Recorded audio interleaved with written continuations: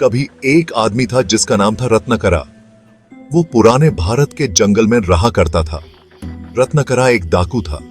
वो अपने परिवार का पेट पलने के लिए राहियों को लूटा करता था। वो एक बहुत ही खतरनाक आदमी था। लोग उसका नाम सुनकर कांपते थे। रत्नाकरा हिंसा के चक्कर में फंसा हुआ था। उसी जिंदगी जीने का कोई और तरीका नहीं पता था। एक दिन रत्नाकरा की मुलाकात एक ऋषि से हुई। यह कोई आम ऋषि नहीं थे, ये थे देवता नराद। नराद अपनी बुद्धि और दया के लिए जाने जाते थे। वो रत्नाकरा के अंदर छुपी भलाई को देख सकते थे। नराद ने रत्नाकरा के जीने के तरीके को चुनौती दी। उन्होंने रत्नाकरा से पूछा कि क्या उसका परिवार उसके पापों का बोझ उठाएगा।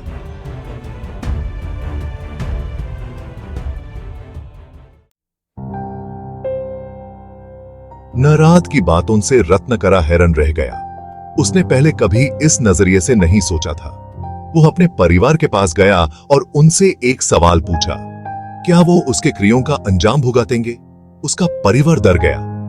उन्होंने यूजे अपने तरीके बदलने के लिए मिन्नत की। वो उसके अपराधों से नहीं जुड़ना चाहते थे। रत्नाकरा टूट गया। यूजे अपनी गलतियों का एहसास हुआ। वो नराद के पास वापस आया, मार्गदर्शन के लिए। वो अपने पापों का प्रायश्चित करना चाहता था। नराद ने रत्नाकरा की आंखों में उम्मीद की एक किरण देखी। रम का नाम जप करो, नराद ने निर्देश दिया। उन्होंने कहा कि यह सादगी सी क्रिया रत्नाकरा का रूपांतरण कर सकती है।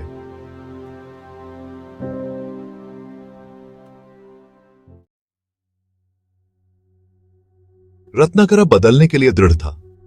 वो बैठ गया और राम का नाम जपने लगा।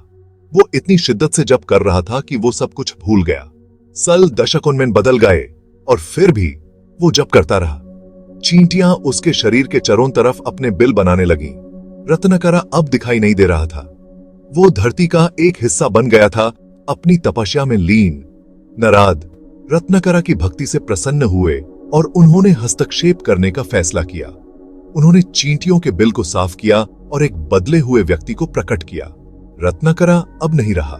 उसकी जगह एक ऋषि खड़े थे जिनसे ज्ञान और शांति निकल रही थी।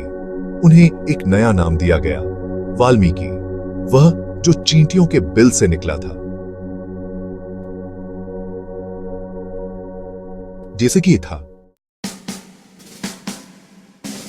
सेक्शन 4, रामायण का जन्म। वाल्मीकि, जो पहले एक डाकू था, अब एक बदला हुआ आदमी था।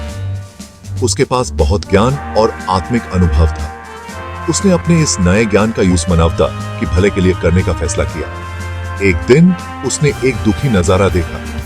एक शिकारी ने एक नर पक्षी को मार डाला था, जिससे उसकी मादा बहुत दुखी थी। वाल्मीकि भावुक हो गए। उन्होंने शिकारी को उसकी क्रूरता के लिए श्राप दिया। हालांकि उनके शब्दों ने एक काव्य पंक्ति का रूप ले लिया। इसी घटना ने संस्कृत काव्य की शुरुआत की। कहा जाता है कि इसी घटना ने वाल्मीकि को महाकाव्य रामायण की रचना के लिए प्रेरित किया।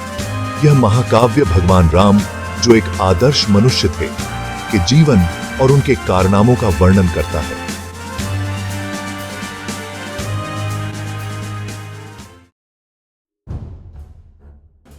सेक्शन 5, वाल्मीकि की विरासत। वाल्मीकि द्वारा रचित रामायण भारतीय संस्कृति की नई छू गई। इसने हमें धर्म, कर्तव्य और सत्य का पाठ पढ़ाया। खुद वाल्मीकि की जिंदगी मुक्ति का एक उदाहरण बन गई।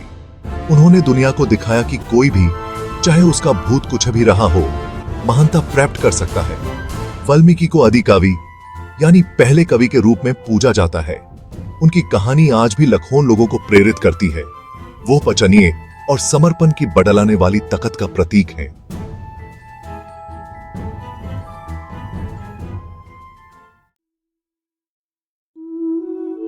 सेक्शन 6, एक अनमोल संदेश।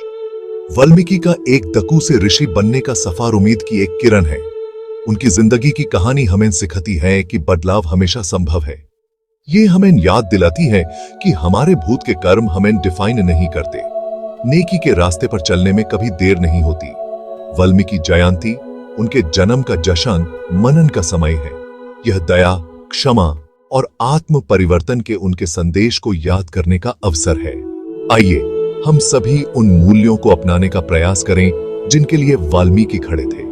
आइए हम अपने कार्यों से दुनिया को एक बेहतर जगह बनाएं, जैसे उन्होंने बनाया था।